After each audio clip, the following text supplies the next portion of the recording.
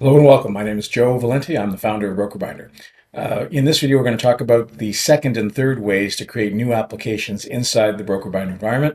It doesn't matter where you are, whether you're in a specific deal or in a dashboard view, it doesn't make any difference. By the way, if you ever get that message, you see that I'm navigating away from this Tom Hardy application, but I have yet to save it. And it warned me. So watch again as I click the dashboard. Unsaved changes exist. Are you sure you want to leave the page? I'm going to say no.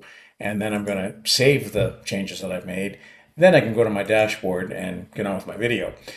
So in the first of the two scenarios, we're going to talk about starting a new deal from Filogix. I simply click that link there. It's going to open up a brand new tab, and really nothing could be simpler. Your firm code and username are identified up in your profile. If you haven't discovered your profile yet, it's up in the upper right-hand corner. You might have a picture of yourself up there. If you haven't yet, you just haven't uploaded it yet. But up in that upper right-hand corner, there's a profile. In that profile, in the first tab, there's a spot where you identify your firm code and username. And now you're being invited to put in your password. Now, since we're going to go and pull data from Filogix, of course, there has to be a Filogix file number. So you're going to type that in there. And after you've done that, you simply click import and go get a coffee, because it takes somewhere between 90 seconds and 3 minutes to come and get pulled in. So really very simple. And after it's done reliably, systematically, all the information from the Filogix application is going to be pulled into BrokerBinder. You can continue analysis. You will see after it's done that all the ratios will be exactly the same down to the last digit. Chose a bad example. This one doesn't have any ratios, but they'll all be the same when you pull them in, if, of course, you had data in that Filogix application that generated a ratio. If there was no income, clearly no ratio. So that's it for importing from Filogix, and very easy to do. The other way to create a new application that we're going to talk about here is this idea of sending an invitation. So the output from having clicked here is simply going to be an email that's going to go to your prospect or your new borrower. We are assuming, and it's necessary, that you stipulate an application type and purpose. You might not know this value, but it's for other reasons, it's just so important to avoid troubles later with Filogix data integrity that we really have to have an application type and purpose in every deal. If it turns out that you guessed wrong and it's not a purpose and it's a refi, no problem. You'll change it later, but just take your best guess as to what the type and purpose are going to be at this moment.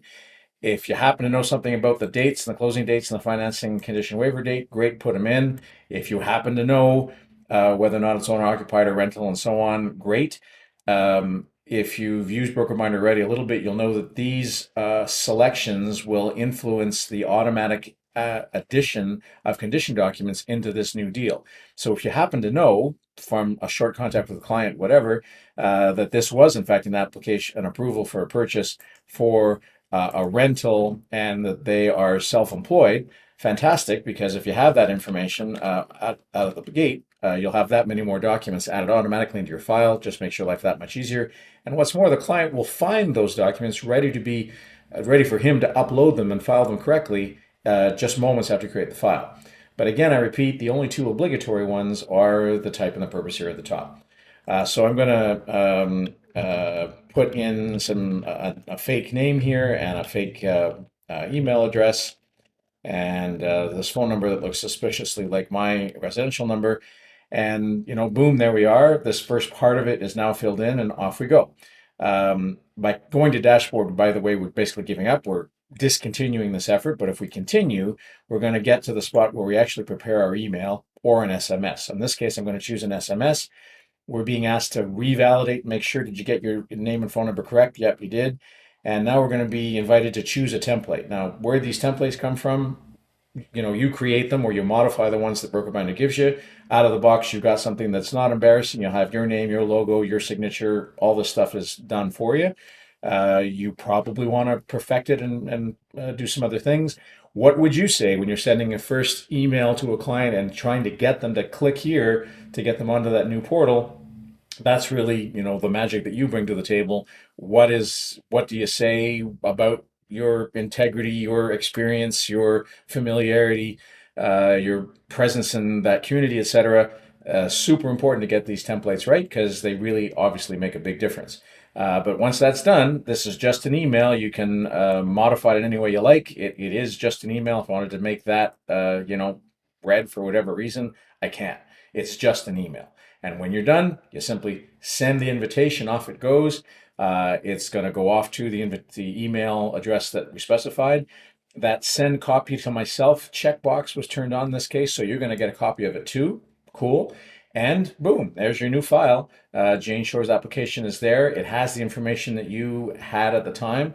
It could all be modified as required. And by the way, since we knew that Jane was applying for an approval for a purchase and was self-employed right away, we're not asking for T4s, we're asking for T1 generals and articles of incorporation, all those things you'd expect for a self-employed individual. So cool, very simple, really. In just a few minutes, you're going to be off on your way, and your client has already got the link that they need to be able to fill in their application.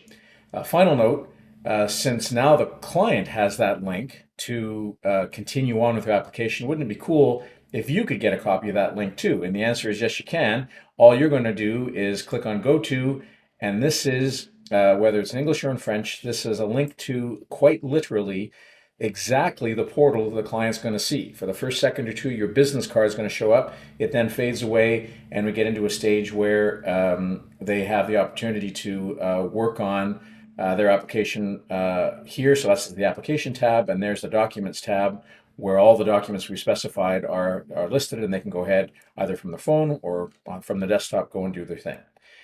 Truly, the last little comment is observe that this particular file has been locked down. When I came in, I changed a few things, and as you can see here, it says cannot edit. I probably want to unlock it, save it, and after I do that and refresh the page, then the borrower will in fact be able to make changes to that application. So there you go. Couple of easy steps, should find it pretty easy, and I remind you that this borrower page can be modified in any way that you like.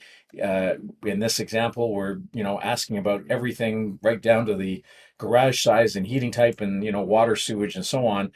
If you don't want to have all of those fields in your form, you don't have to have them. You can tell us which ones you want, which ones you don't want, and if they're present, are they mandatory? Some fields can be made mandatory so that you can't get to the consent page without that data being there. It might be an address, might be a employment income, whatever it is that you decide is mandatory. So there you are. Thank you very much for listening. That's the quick and easy way to send a client an invitation. This is what they're going to get to, and we hope that you'll find it does a great job motivating your clients to continue working with you. Have a great week. Take care.